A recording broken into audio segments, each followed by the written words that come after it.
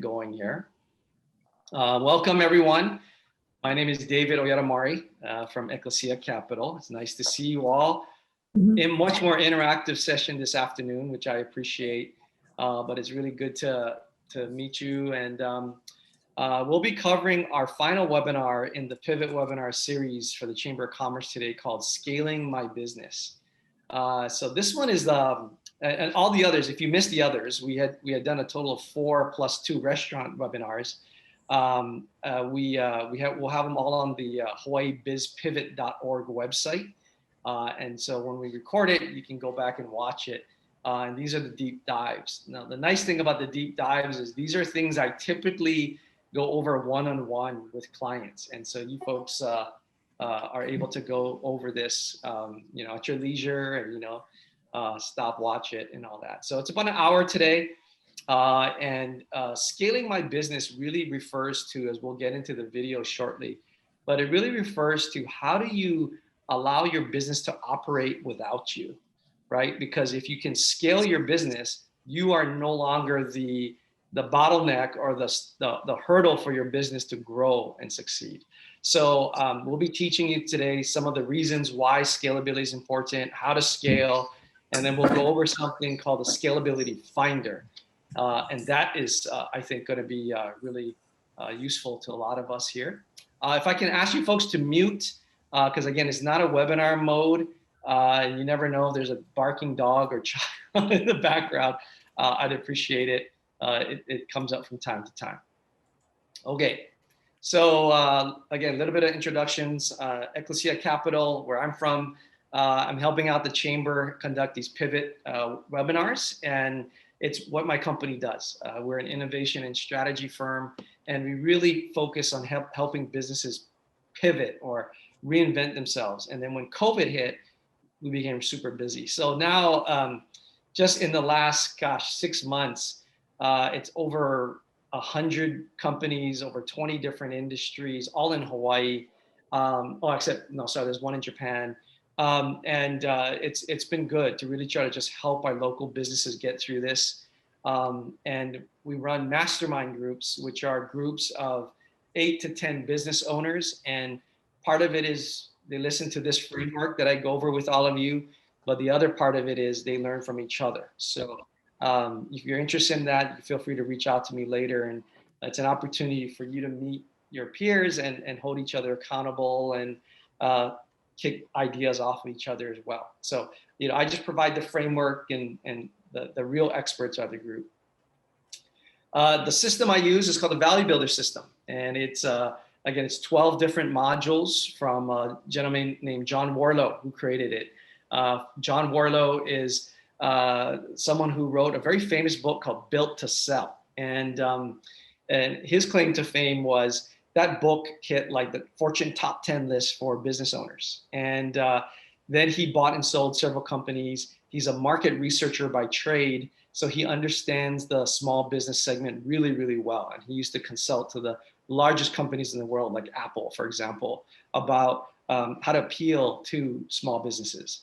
And he created these principles. There's 8 principles, and he broke them up into 12 different online modules, which is what I use to go through these deep dives. There are a series of short videos and tools that you can practically apply to your business.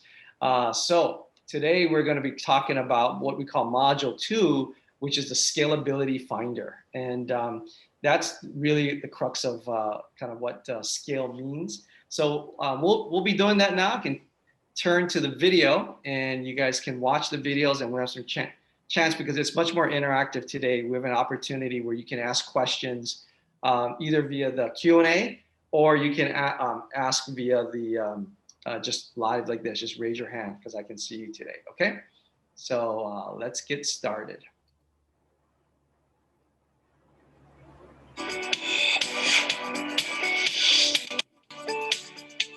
Hey there, it's John Warlow. When I talk to entrepreneurs from around the world, I think there is one common theme most of us have in common, and that is that at the end of the day, we're all looking for freedom. I think we all want freedom over our time. We want financial freedom. We want the ability to call our own shots, decide when we want to work, who we want to work with, where we want to work. And I think it's really what defines us as individuals, as entrepreneurs. It really makes us unique from a career as a police officer, or as a school teacher, or as an IBM executive. I mean, it's that one common thing that we all have in common. And I think the ultimate in freedom is having a sellable company, because once your business is set up to be sold, whether you want to sell it is somewhat irrelevant.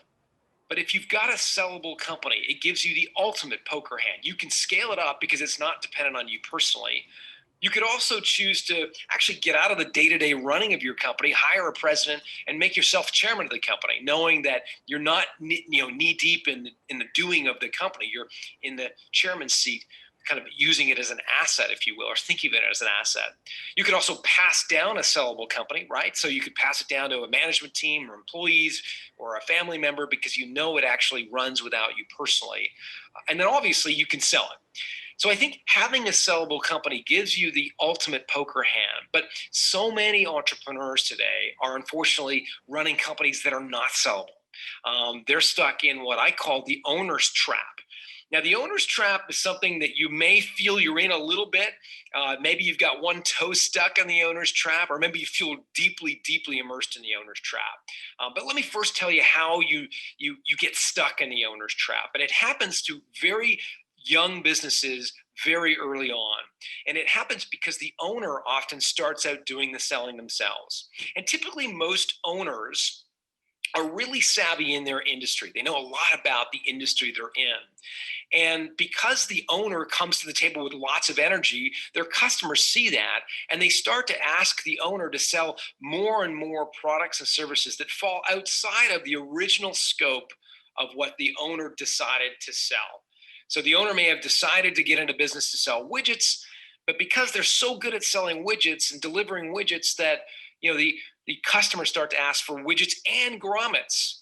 And the entrepreneur says, well, I know my business, my widgets business and grommets are in the same industry, so maybe I'll go out and sell grommets too. And pretty soon, the owner's selling more and more products and services. The problem is that employees aren't typically as deep subject matter experts as you are in your industry. And so it makes it very difficult for your employees to deliver the products and services that you're selling. And so ultimately, the owner is the only one that can really put their seal of approval, their stamp of approval on the products and services. So they're the ones that get involved in delivering. And because they're delivering the products and services, it generally is those are the people that you're interfacing with your customers, and your customers are the ones who look at you and say, I'll buy from you as the owner, but I know your employees just don't have the same level of expertise that you personally do. And so you get stuck in this trap, and business slows when you're not there. Customers are coming to you when there's a problem, and your revenue hits a plateau. It could happen at 5 million in revenue. It could happen at 10 million. It could happen at 100,000 in revenue. But eventually you get to this plateau where you can't go beyond. And, year after year, you're stuck and you can't push beyond it. And not only does it detract from your overall quality of life, it also really minimizes the value of your company. And we know that statistically because we've now worked with tens of thousands of business owners. And in the lifetime of our work with our entrepreneurs, the average multiple those business owners are getting is 3.76 times their pre-tax profit, meaning the multiple on their profit that they get when they get an offer to buy their business is about 3.76 times. Yet when we analyze the owner's relationship, different companies and the owner's relationships they have with their employees, we see a very different picture start to unfold. For example, those entrepreneurs who know each of their customers personally and personally get involved in dealing with their customers' issues are getting a much lower multiple for their company. Yet when you compare that with entrepreneurs who rarely get personally involved in dealing with a customer's problem, rarely get involved in delivering, you see that those businesses are getting much higher multiples. And so what we really want to get to is a place where your business is not personally dependent on you. That's sometimes, when you first hear that, that is almost a shocking thing, right? Is that it's better if I don't know my customers than to know them intimately. And the point that John is making, which I think is an excellent one, is that it's really not that you don't want to pay attention to your customers, right? That's obviously not what he's saying. But what he's saying is that if everything runs through you, meaning customers are buying just you, then by definition, your business won't be able to scale beyond you. And therefore, when he looks at it through the lens from buy to sell, built to sell, he looks at it through the lens of, is your business valuable to someone else to buy, right? Or to transition to someone, or it is going to be much less so, because when you leave, then there's nothing left, right? So that's something I think to keep in mind, just as a fundamental point that I think he wants to make for all of us, is part of the ability to scale. There's this ability to be able to for the business to operate without you. Okay. Any questions on that? That's really something that I think is sometimes hard to swallow, but that's really the point he's trying to make. Okay. Pretty much makes sense. Okay. So it's like I said, like when he looks at the multiple, what is he talking about, right? The number of when someone sells their company, on average, they sell it for 3.76 times their operating income.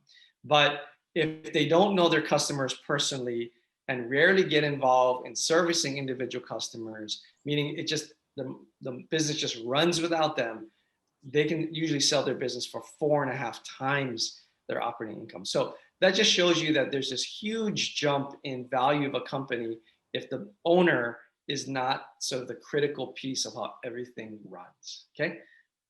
That's the point there. So the second piece I wanted to bring up is then how. If that's the why, if we want to make a business that outlives us, that doesn't just depend on us physically being there all the time, how do we create such a thing? And that's this next video I want to share with you. All right.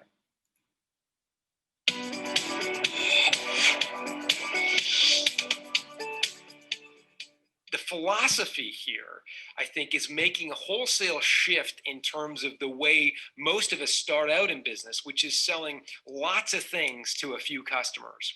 And where we want to get to over time is selling just a few things to lots of customers. Now, that may sound like just a turn of a phrase that I just delivered there, but in fact, it's a wholesale change in the way you think about your business. And again, many of us are selling lots of products to a few customers. And what we want to do is change that and find just a few products that meet what we call the scalability trifecta that you can sell to lots of customers. What's the scalability trifecta? It's products and services that you sell today that meet 3 criteria. Number 1, they've got to be teachable to employees. Number 2, they've got to be valuable, meaning they're not a commodity. And number 3, they're repeatable, meaning customers purchase them on some sort of regular cadence. Now, to give you an example of a company that might go through this identifying something that would scale in their business, let's imagine a photography business. And most photography businesses, as you probably know, get stuck in the owner's trap, right? It's very dependent on the owner personally. And so let's imagine this photographer going through this exercise. So they might put on a whiteboard all the different products and services that they sell. So let's say they take wedding photographs. And now in this exercise, we will have them rate wedding photographs as a product or service and degree to which it meets the scalability trifecta. How teachable is it? How valuable is it? And how repeatable is it? So wedding photographs, the photographer might say, well, they're pretty teachable. They're very valuable to the bride and groom, yet they're not repeatable because you only ever get married once, hopefully. Baseball teams, I photograph baseball teams. Very teachable, pretty simple, short kids in the front, tall kids in the back. But, not very valuable. There's a lot of guys who sell baseball photography. It's kind of a commodity, so score low on that. And you can see on the far right-hand column here, we're totaling up these products and services. In this case, this photographer would score baseball shots at 21, corporate events at 18. And they might also look at school photographs and see that they score very high because they're teachable to employees how to deliver, how to actually take a school photograph. It's not, you don't have to be the most creative photographer. It can be very valuable if all you do is specialize in school photographs, and repeatable because we as parents want to document, the progress of our kids. And in fact, this hypothetical example is exactly what the school photography company in Danbury, England went and did. They decided to focus on school photographs because, again, they could teach a formula to get the kids in and out of the classroom quickly. Headmasters bought the school photography company services because they wanted kids in and out of the classroom quickly. And because they specialized in school photography, the school photography company can get kids in and out because they've got a formula to do that. And again, we as parents want to buy those photographs every year. And so the school photography company has actually scaled up into a very sellable business in an industry, frankly, that is full of people that are running unscalable business stuck in the owner's trap. I'm going to pause real quick because the valuable dimension needs to be a little bit clearer, I think. And what this is you think of it as a spectrum of commodity and something that is really differentiated, right? So by valuable, it really is referring to that. So in this case, is that photograph in a wedding really unique? Like, is that photographer, and that's why that's rated so high, because the photographer is bringing a specific artistic lens that the wedding couple is looking for, right? And so that type of photo is very unique and very differentiated. But a baseball team photograph, purely commoditized, right? There's not much there. And the reason why the school photo was so unique and not commoditized is because in this example that John is sharing, the photographer figured out a way, they had a very unique system to get kids in and out of the classroom quickly so that they minimize the disruption to the classroom time, the teaching time. So that's why that's rated a 9. Okay, so I just want to make that clear because sometimes people say, well, what does that mean? Teachable, valuable, repeatable. In this case, when you apply it to your different products, it's how teachable is that particular product or service to someone else, like your staff. How valuable is it? Meaning how unique is it? It probably should be uniqueness that you bring to the table, and then how repeatable is it? Okay. Any questions on that before we continue? I just want to make sure that was really clear. Okay. And so this is a very numeric way that you can think about getting out of the owner's trap and rating the products and services that you sell. If you're a little bit more visual, you can plot the exact same thing on an X and Y axis. So on the Y axis, you're going to plot the degree to which customers value that product coming from you or that service coming from you. On the X axis, you're going to plot how teachable the product and service is. So you might, and again, to use the photography example, you might plot weddings, baseball teams, corporate events, school photographs, and then you simply strike out anything that is only a one-time purchase to ensure that you're just focusing on those products and services that are teachable to employees, valuable to customers, and repeatable. And so that's the exercise that you're going to go through in a moment. You're going to really start to think about the products and services that you sell and score them on the degree to which they're teachable to employees, valuable to customers, and repeatable. Okay. So all of you today who registered will get to, and if you participated in these webinars before, you know, you'll get the login credentials to this particular tool. And I'm going to walk you through the tool right now. And you'll be able to apply this. Now, scalability applies to 2 things. So I'm going to share with you how to use this tool in 2 different ways. Way number 1 is exactly how John Warlow talked about it, which is you're going to list all your products and services, and then you're going to score it, if you will, on how teachable, valuable, repeatable it is. The other way is you can apply the same tool to your business functions. So accounting, payroll, marketing, sales, to allow you to identify opportunities to scale your business organizationally, not just with product and service. Okay, so I'm going to go over first if we were to do this for product and service. So if you're looking at your business today and you're saying, how do I scale my business in terms of the products and services that I offer? That's what we're going to do first. Okay, so here's how the tool works.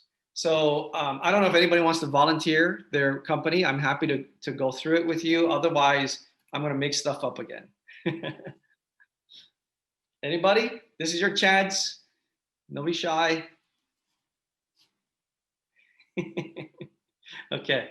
Okay. So let's come up with a hypothetical business, again, that that a lot of us maybe can think of. So why don't we, okay, I'm like, maybe one we know, again, I'll go back to the lemonade stand because I think everybody generally understands a lemonade stand, right? So you might have a product or service, like you have lemonade, you have iced tea, and then you have this special, call it a protein shakes, maybe a side drink, something like that. And then let's call it boba tea. I think that's been popular now. Okay, so whatever it is, you're gonna list your products and services. Trini, you had a question?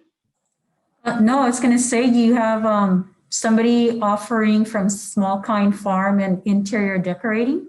Oh, really? You want to do it? Okay.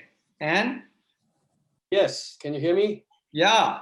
Okay, let's go. What products and services? Thanks, Trini. Um, Okay, go ahead. Should I speak or should I type? Product type. No, should I? Product or service that you offer in interior Okay. design. I'm actually running another company called Oahu Community Recycling, and we offer recycling programs to businesses, schools, and residential homes. Okay. Okay. So what services do you offer? Recycling programs. Is it like an education? No, we go to businesses and homes to collect recyclables, and then okay. take it to the recycling center and then donate to them, so they don't, the homeowner does, or the business owner does not have to do that. It's like a high-end trash service. That's what that is. Okay. So would you say your product would be like a business recycling? Yes, that would like. And then you have school recycling? Yep, school recycling. And then you might have home recycling. Yes, home recycling. What else do you have? What about computer recycling or something like that? No, we don't do that. Like shopping mall recycling. Shopping mall. Okay. Okay. Is that it? Yep. Pretty much that's okay. So those, okay, that is, and your name is? Yang. Yang. Okay. Thanks, Yang. So we'll start with this. So let's say those are your products and services. Now let's go through those 4 products and let's go through each one and how teachable it is. Okay, so on a scale of 1 to 5. So if it's really teachable, meaning it's easy for someone in your team to just do it without you, it's a 5. If it's something that absolutely requires you and you have to be there, then it's a 1. 5. Okay, 5. How about school? School, 5. Okay, home. Home, a little bit more tricky, maybe 4. Okay, and then shopping mall. 5. Okay, so what makes the business, school, and shopping mall the same? Like, is it that easy? Like, it's really simple, or do you have to, you know? The container or recycling containers is there the whole time, every time, and then they don't change, and then business always have the same routine, so they pay on time, the rubbish or the recyclable will go there on time, and there was always clean, and then not much contamination, not many question asked, so that's really easy. What about the actual like sales process to get the business recycling, the school, and the shopping mall? Is it the same complexity, or is one more difficult than others? They're the same kind of complexity. You just have to go through the administrator, the purchase department, invoicing, the same. Okay, let's do that. Okay, so the next one is, in terms of the service that you offer, right? How much of it is a commodity, meaning anybody can do it, versus they specifically go through your business, Yang's, recycling kind of business?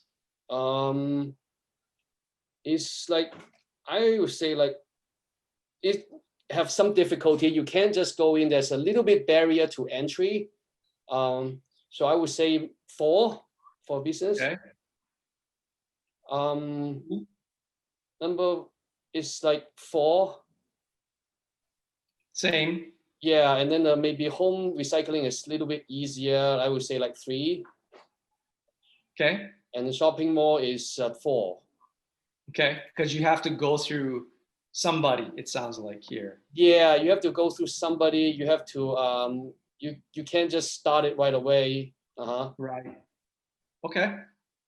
Okay, let's go to the R. So this is how repeatable someone needs this. So how often does the business recycling business happen versus all the others? So Very regular.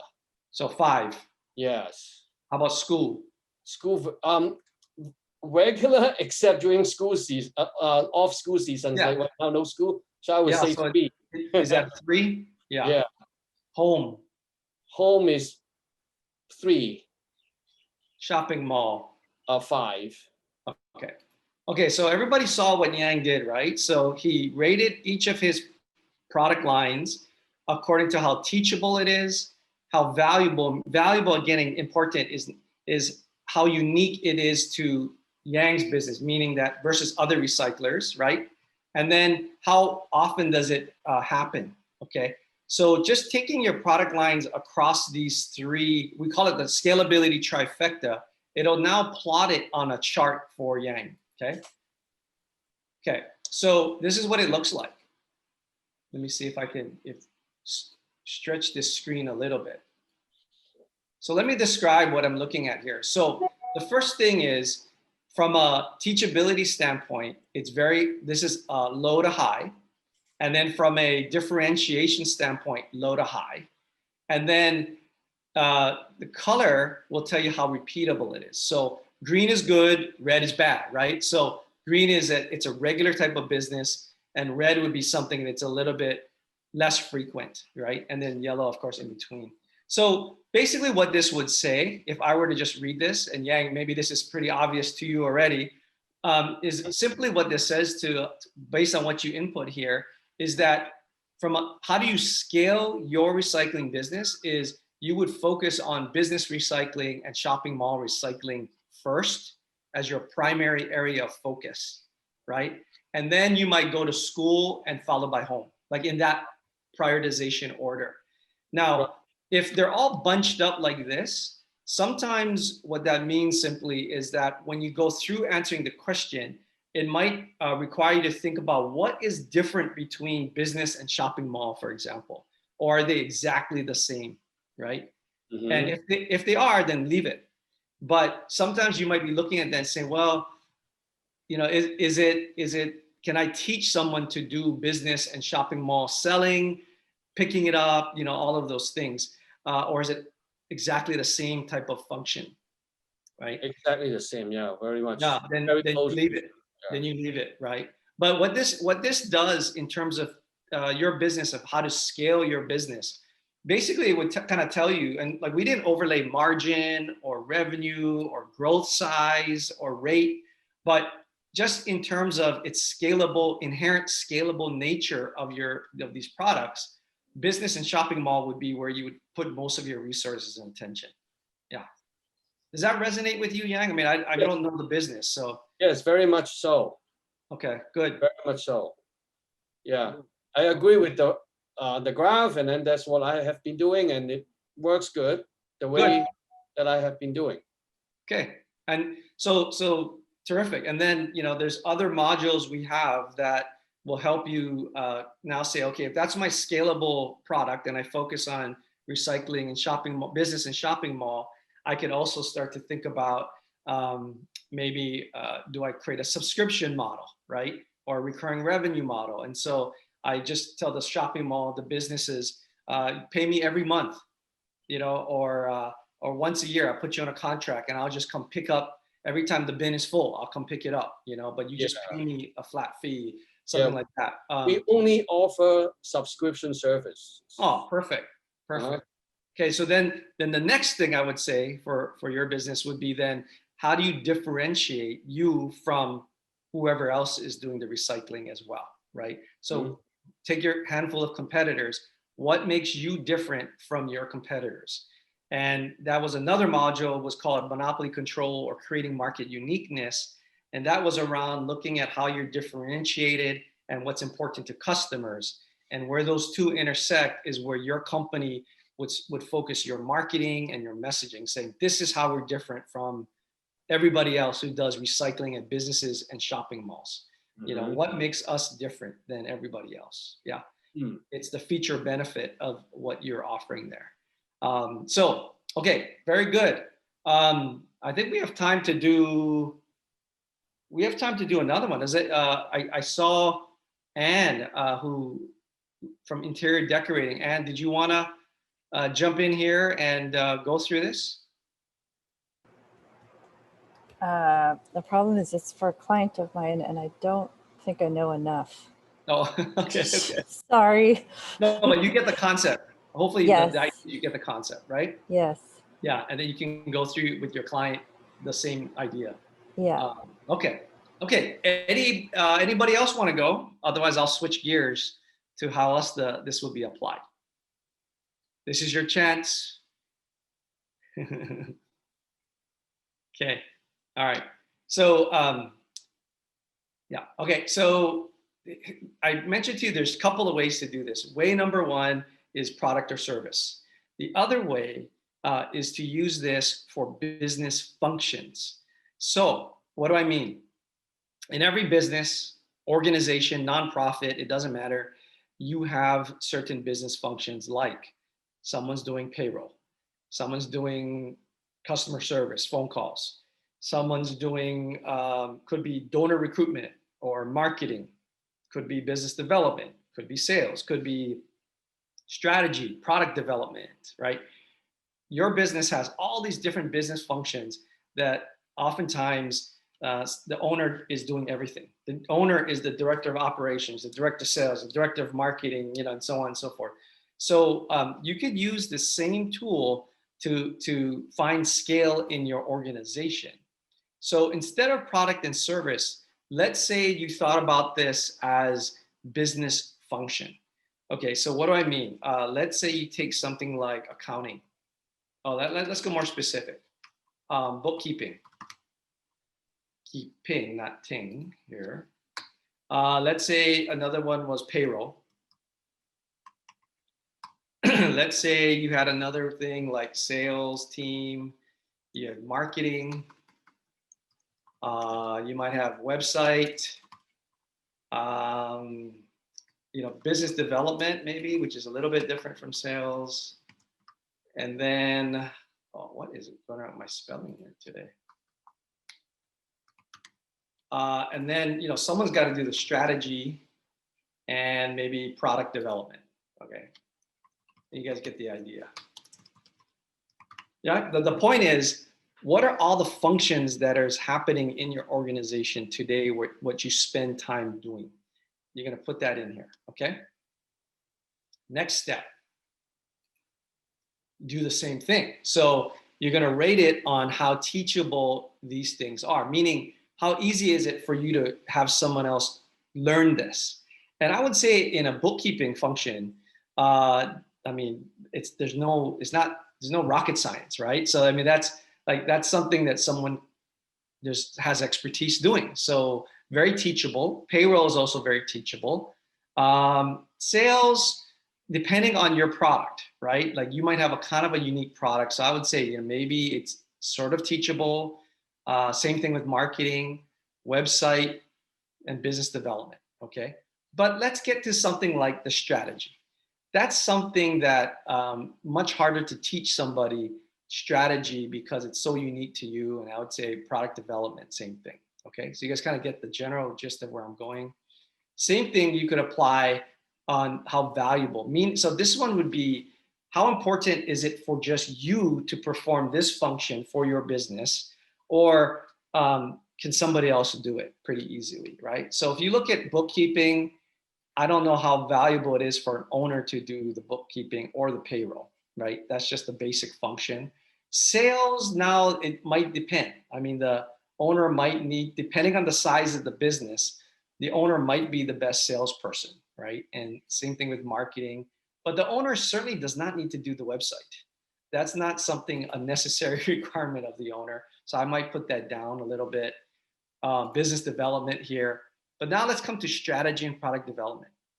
If you're the owner of the business, I don't know if you want to outsource or can think of anybody else developing your strategy except for you, right? So I labeled that a 5. And then developing new products, maybe you could get someone who really understands your business to start to develop that for you. So I might put it as a 4. Okay, any questions on that so far? Okay. Now, how repeatable? Now, what this means is how often does this particular business function occur in your business? Like how often do you need to do this, right? So like in bookkeeping, that's like an ongoing thing, right? Like at least weekly, monthly. So I would say it's very regular. Payroll, you're probably doing at least twice a month, maybe. Sales, also very regular. Marketing, website. Website, I would say maybe somewhere in the middle because you don't need to always update it. Business development, maybe somewhere around same thing as marketing, sales, maybe put it up here. Strategy, that's also, I think, something that you spend a lot of time, I would imagine, thinking about strategy for your company. And then maybe product development, you're not always developing new products, so you're just refining it. Maybe it's a 3, something like that. Okay, everybody kind of get the gist of what's going on here, right? So now if you were to do the same thing, the scalability trifecta across these business functions, here, I mean, same thing, it's going to plot it for you. And let me explain what does this mean. So when you look at this, you start up here in the upper left-hand corner where it's things that are commodity, meaning things that you really don't, your business doesn't need you doing at all, right? And yet it's very teachable, meaning it's a commodity, meaning there's somebody else that can be doing this stuff. So when you look at like a payroll, bookkeeping, or even your website in this case, what this is saying is this might be a high candidate for you to outsource this to another business or entity, or maybe even hiring even a part-time staff person. And I'll get into that in a little bit. But that's what this is saying to you. So you start here in the upper left-hand corner. Those are things that's like, this is like, think of this as more distracting, and your business, it could really benefit from you spending your time on other things other than payroll and bookkeeping, especially because these happen all the time, frequently, okay?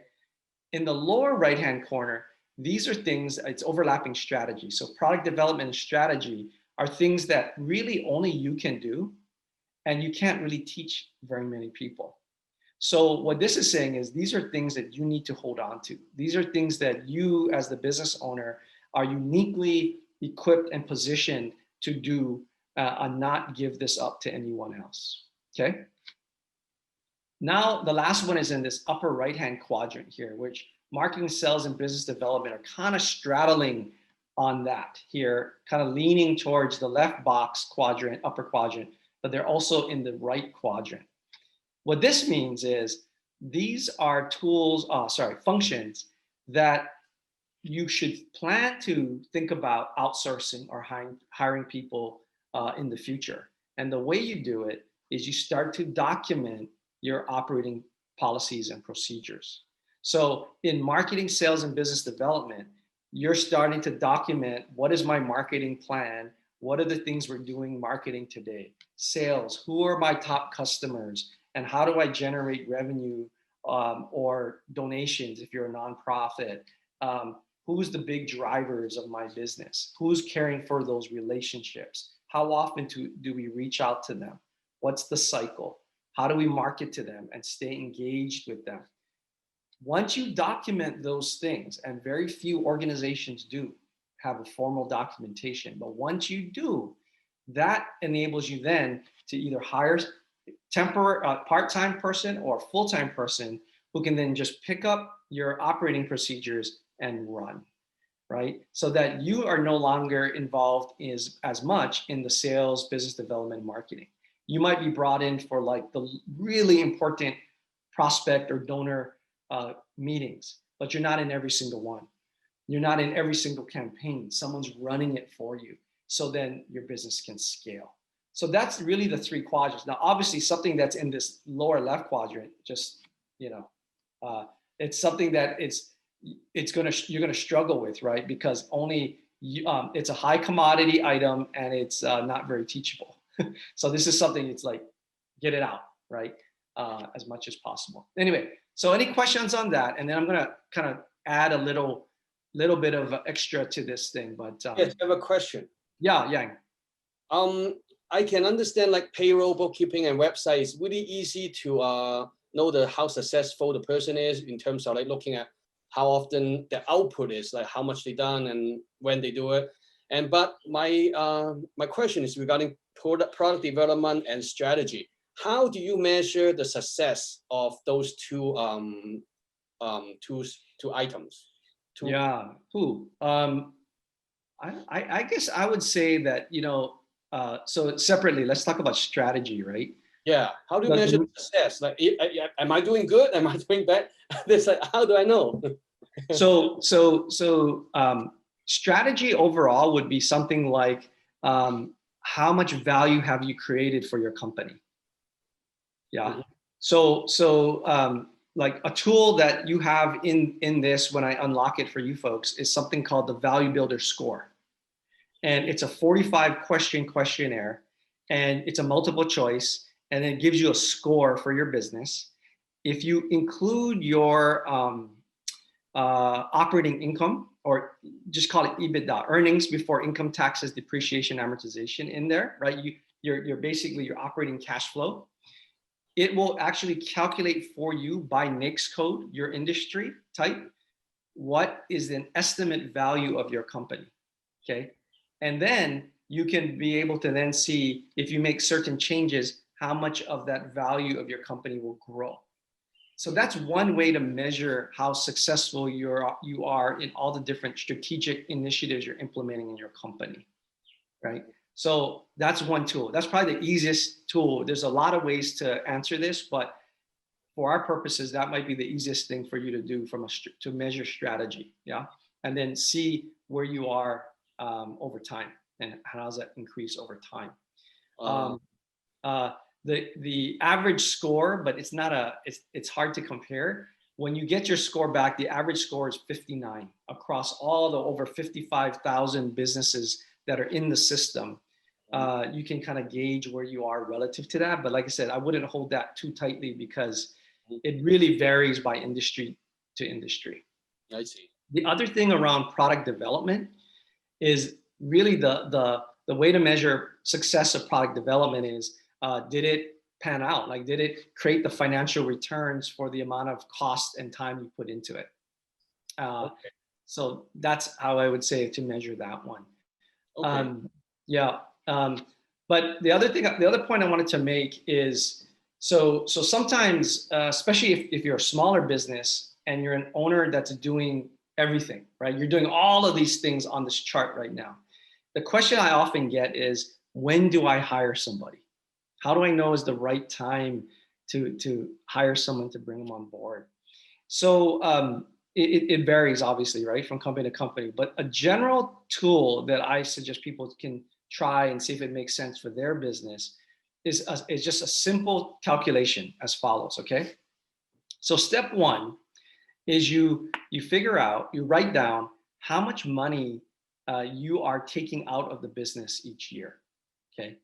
Or how much money you want to take out of the business each year, okay? So whatever that number is, yeah, is you write it down. So like just for ease of math, you might say $100,000 or something like this, okay? So let's say you want to take out $100,000 a year, and that's your number. Then what I suggest people then do is they divide that by the number of hours in a year that they work in that business.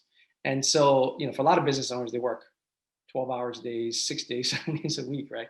But the general 8-hour a day person works 2,080 hours a year, right?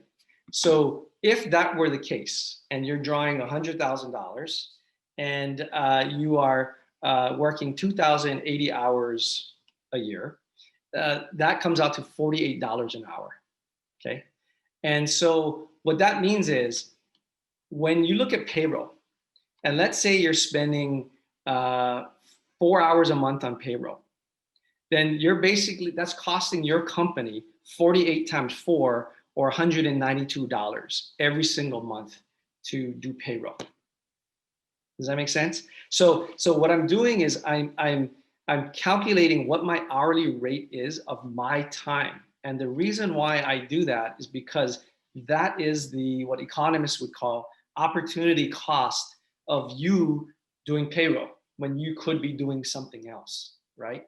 And so you can imagine that if you want to pull out more money out of the business, that hourly rate goes higher and higher and higher and higher. At some point, you're going to say to yourself, like I have a client who went through this and was like, yeah, I finally decided I'm going to outsource my bookkeeping service because A, I'm not good at it. And B, I was spending so many hours every single month doing this that I couldn't go and actually do business development and really sell my business and really think about the more strategic things that if I don't do, nobody's going to do in my company.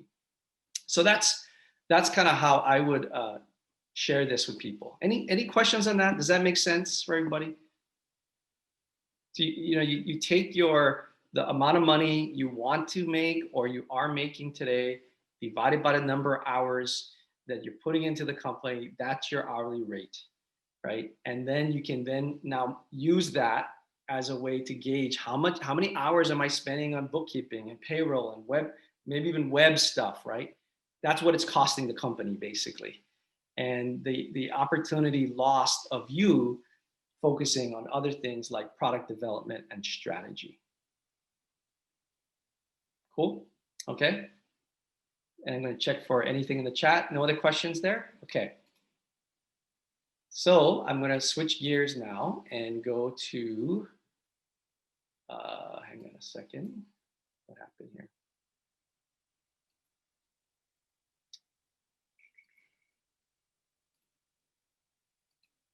I'm gonna go to the FAQs that they've built into this, and then it might spur some other questions for you, and then we can wrap it up that way.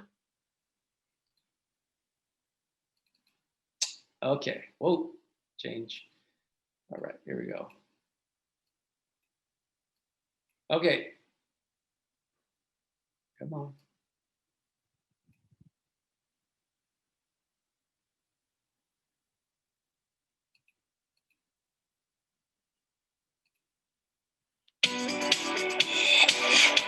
This is going to bring up an important point I'll make at the end here. Now, as you go through this, what you might find is that your most valuable products and services are also the least teachable.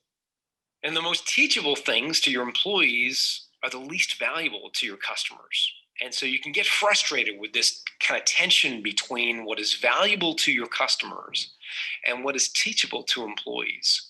And if you get stuck in that tension, if you will, remember the example of Darren Root from Rootworks Accounting. So Darren runs an accounting firm, successful accounting firm. Like most accounting firms in the early days, he was doing everything. So we did a little bit of corporate finance, which is when you sell companies for your clients. And so it was corporate finance work for Darren was very valuable, very lucrative, very valuable in the eyes of his customers, but the least teachable thing that he did. Likewise, he did some technology consulting, also quite valuable and a little bit more teachable. He did audits, again, somewhat valuable, somewhat teachable. And then he had this whole suite of products and services, running payroll, recording daily deposits for his clients, reconciling bank accounts, monthly financial statements, all of which were very teachable, but in the eyes of his customers, not very valuable. They were a commodity. What Darren Root did was bundle all those products or services that are teachable to employees into a collective bundle called BOSS, Back Office Support System. And because he bundled those products and services up, the bundle itself actually became a very valuable service, because what it meant for his clients, who are mostly medical professionals, dentists, doctors, people in chiropractors, et cetera, that they didn't have to hire a back office person in their company. In fact, they could completely outsource that entire function to Darren and his company. And they now offer that boss service as a bundle. And it's really what they offer as an accounting firm. They've gotten out of some of the other areas that they're just less scalable products and services. And so when you go through this process, what you might find is by bundling a set of teachable products and services that are even maybe individually commoditized, that the bundle itself becomes a more valuable product or service. So consider bundling if you're getting that competitive tension between what is teachable and what is valuable.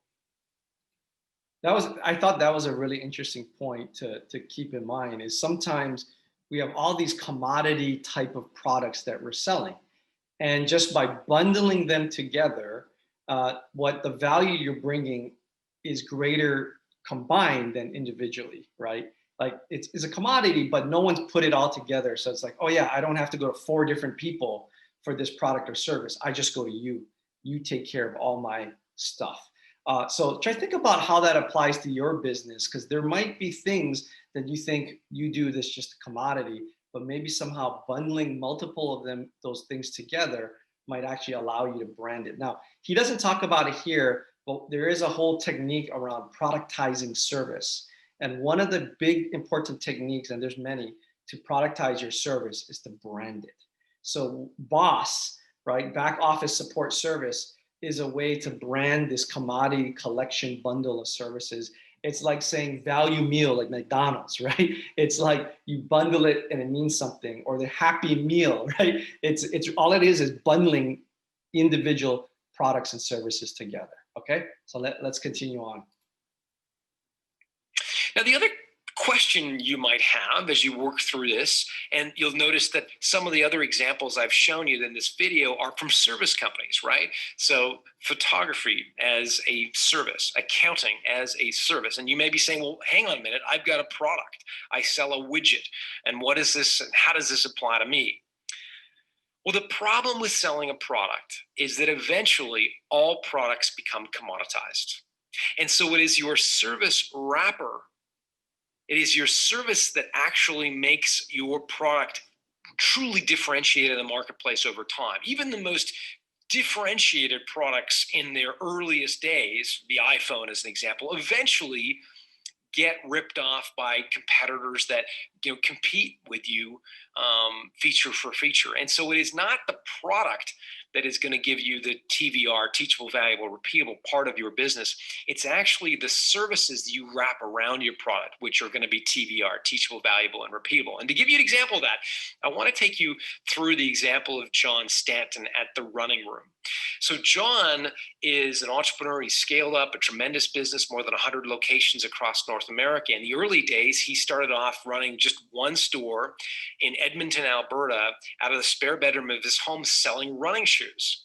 And if you think about the business of selling running shoes, I mean, it is a highly commoditized business.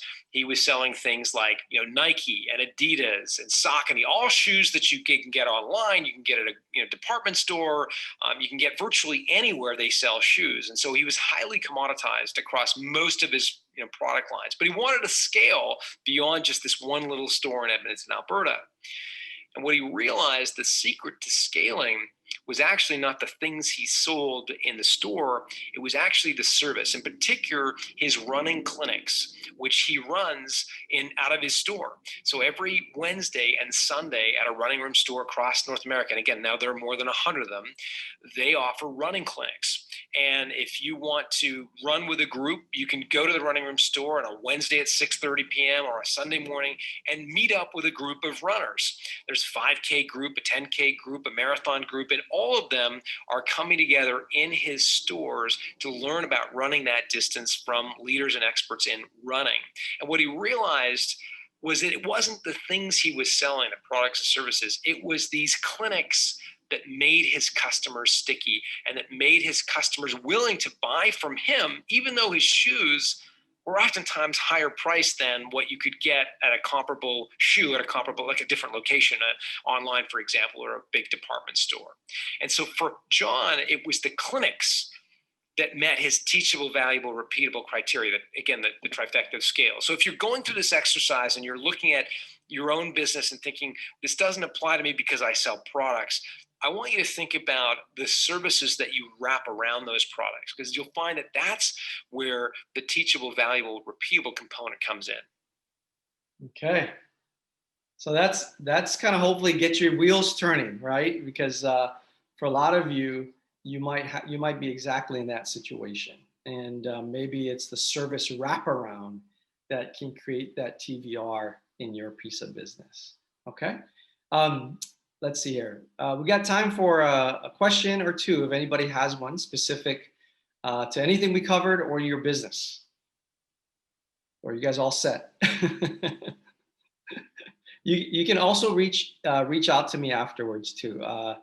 We'll put it, Gina, if you wouldn't mind putting it in the chat.